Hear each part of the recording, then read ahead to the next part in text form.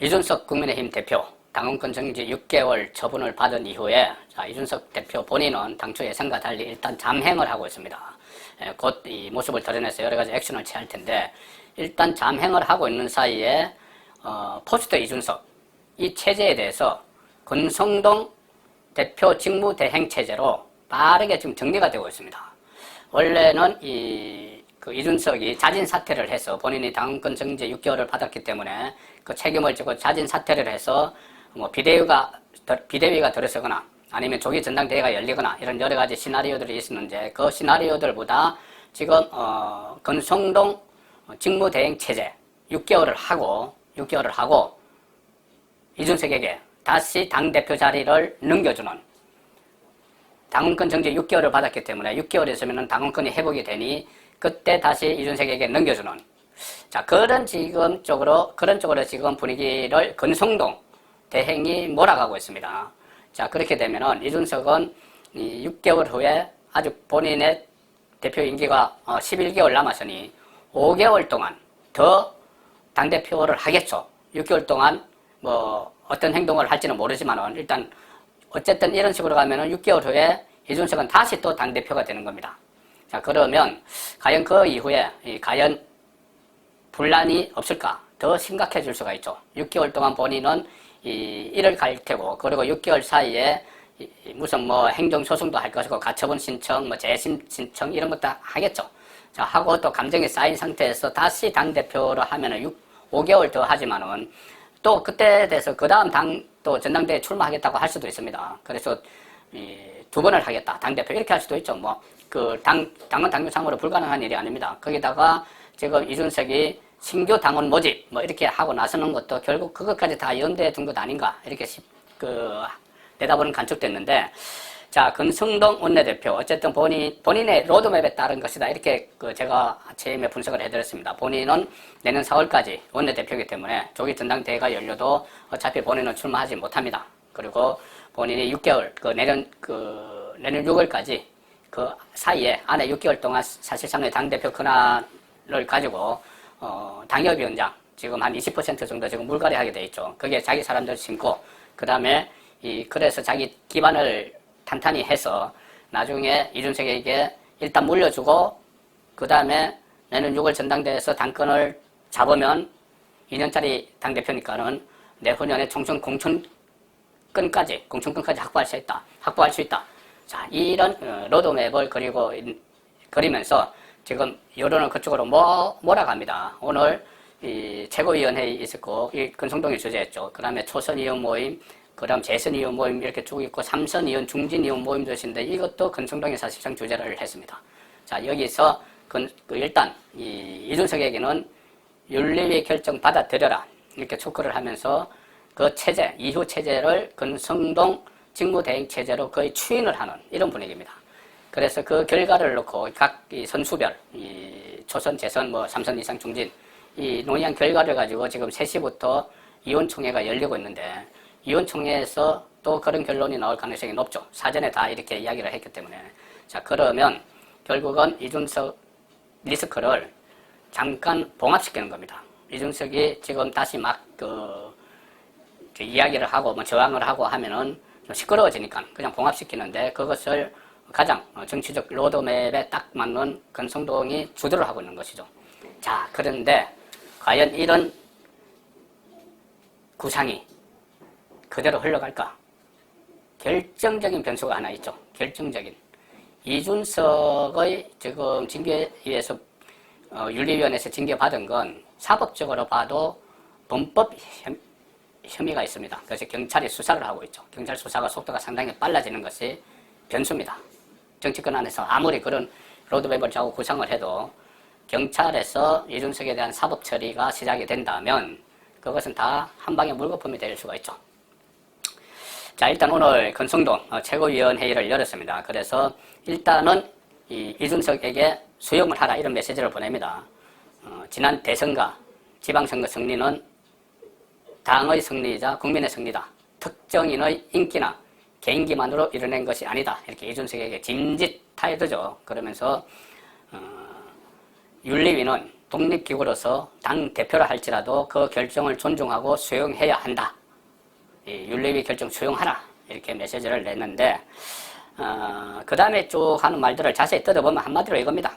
이준석 준엄하게 질타는 하지만 결국은 이준석이 좀 자숙하고 이거 받아들이고 윤리 징계 받아들이고 조용히 뭐 한 6개월 있으면은 6개월 후에 다시 내가 당 대표직을 다시 내주겠다. 그때는 당원권이 회복이 되니 이 이야기를 지금 하고 있는 겁니다. 그 이야기를 하기 위해서 이런저런 이야기들을 막 갖다 붙이는데 이런 입장은 지금 빨리 이준석이 자진 사퇴를 하고 이 정도 됐으면 자진 사퇴해야죠. 당대표가 징계 6개월 받고 계속 버티면서 6개월 후에 다시 당이 대표로 들어가겠다 이렇게 하면 안 되죠. 자진 사퇴를 해서 지금 윤석열 정부 국정운영 초반에 상당한 어려움을 겪었는데 집권 여당을 재편을 해야 되는 그런 길을 터줘야 됩니다. 자, 그런데 이런 식으로 봉합을 하려고 하는 이것은 이 친윤 그리고 윤석열 대통령의 이 전국 앞으로 운영을 하는데도 맞지 않죠.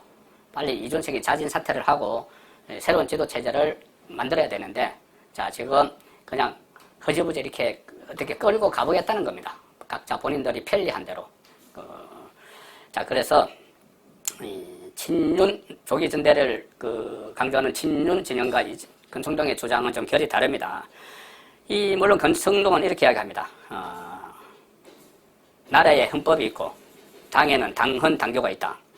기획조정국에서 당헌 당규를 해석한 결과에 따르면은 당 대표가 거리된 경우에는 아예 당 대표가 없어진 경우에는 임시 거래된 경우 그 외에는 임시 전당대회를 열 방법이 없다. 당헌 당규상의 방법이 없다. 새로 전당대회를 열어서 대표를 뽑을 방법이 없다. 아직 6개월 권한이 정지되어 있지만은 이준석이 있기 때문에 자, 이 이야기를 하고 있는 겁니다. 기조국이 당헌 당규를 해석했다. 당내에서 당헌 당규를 해석했다. 자, 그런데 조기 전당대회를 열 수 있다는 쪽에서는 또 당헌을 내세우는 것입니다. 내세우는 것이 있습니다. 다른 해석을 하는 쪽에서 보면은 당헌 26조 3항에 나와 있습니다. 당 대표의 거리 또는 기타의 사유로 인해 당 대표 선출의 사유가 발생한 때는 이렇게 쭉 선출 절차를 규정을 합니다. 당 대표 거리 지금 권성동 교수 거리가 아니기 때문에 방법이 없다고 하죠. 사고이기 때문에. 그런데 당헌 26조 3항에는 거리 또는 기타의 사유입니다. 자, 그래서 기타의 사유에 대표가 사상 초유로 윤리위에서 중징계를 받는 이것이 기타의 사유가 아니고 뭐냐. 그러니 조기 전당대회를 열 수가 있다. 자, 이렇게 또 반박을 합니다. 어쨌든 오늘 이 권성동 주재로 최고위원회의, 선수별 모임, 중진 모임, 위원총회 지금 의견 수렴을 다 하고 있는데 결국은 권성동 직무대행 체제로 의견을 몰아가고 있고 3선 이상 중진들도 그렇게 어떤 의견을 모았는데 다만 여기에 장제원은 불참을 했습니다. 중진위원 모임에. 뭔가 불편한 심기를 드러낸 거죠. 이런 식으로 갑자기 이준석의 징계를 받았으면 새로운 지도 체제를 띄워야 되는데 권성동이 6개월 하다가 다시 넘겨주겠다 이런 식으로 하니까 장제원 입장에서는 같은 윤핵관이지만은 경쟁자 비슷하죠. 장제원은 불참을 했습니다. 지금 짧은 혼란을 좀 막아보자고 이 골문 상처를 봉합을 하는 그쪽으로 가고 있는 이 상황인데 지금 그래서 이준석 같은 입장에서는 당장 뭔가 조치를 취하고 막 액션을 하고 방송 나가서 떠들고 할 줄 알았는데 조용한 이유가 이거 가만히 있어봐. 이게 내가 지금 나가서 이렇게 막 하는 것보다 정말 권성동 말대로 한 6개월 동안 라디오나 출연을 하고 이렇게 슬금슬금 하면서 기다리면은 6개월 후에 다시 나에게 이 당권이 돌아오고 그럼 한 5개월 당대표를 하다가 또 출마하면 되고 아니면은 뭐 명예회복 이제 했다 뭐 이렇게 하든지 명예회복을 하기 위해서 한 번 더 대표를 하겠다 이렇게 하든지 자 그런 구상을 하기 때문에 6개월 후에 복귀를 조용히 있다가 조용히는 있지 않겠죠. 뭐 방송 출연이나 하다가 6개월 후에 복귀하는 게 낫느냐 아니면은 지금 막 떠들어가지고 한번 또 난장을 치는 것이 낫느냐 이 계산을 하느라고 지금 잠복을 하고 있을 가능성이 높습니다. 그런데 이 안에서 국민의힘 기득권층 이준석도 이제 기득권층이죠. 안에서 이런 여러 가지 뭐 로드맵을 짜고 구상을 하는데 이걸 한 방에 깨부시는 변수가 경찰 수사죠. 경찰 수사. 두 가지입니다. 하나는 2013년에 성접대, 그리고 그 이후에 그 성접대를 했다는 아이카이스트 대표 김성진은 2016년까지 20차례 접대를 했다고 했죠. 그리고 또 하나는 증거인멸 교사. 이 두 가지인데, 당윤리위원회에서는 성접대는 아예 건들지도 않고 증거인멸 교사만 가지고 당원권정지 6개월을 내렸습니다. 그리고 증거인멸 교사만 가지고 실제로 실행을 했다는, 7억 원 각서를 써줬다는 김철건 대표 정무실장에게는 무려 당원권정지 2년을 때렸습니다. 그러면은 당원권정지 2년 정도 되면은 윤리위 차원에서도 확실한 증거를 가지고 있죠. 7억 원 투자유치 각서도 그렇고, 이준석이 장모 성접대를 했다고 주장을 했다가 나중에는 7억 원 투자유치 각서를 받고 아니라는 또 진술서를 써준 장모 씨와 한밤중에 통화를 하면서 대전에 지금 사람을 내려보내면 만나줄 수 있느냐 했던 그 통화 녹취록,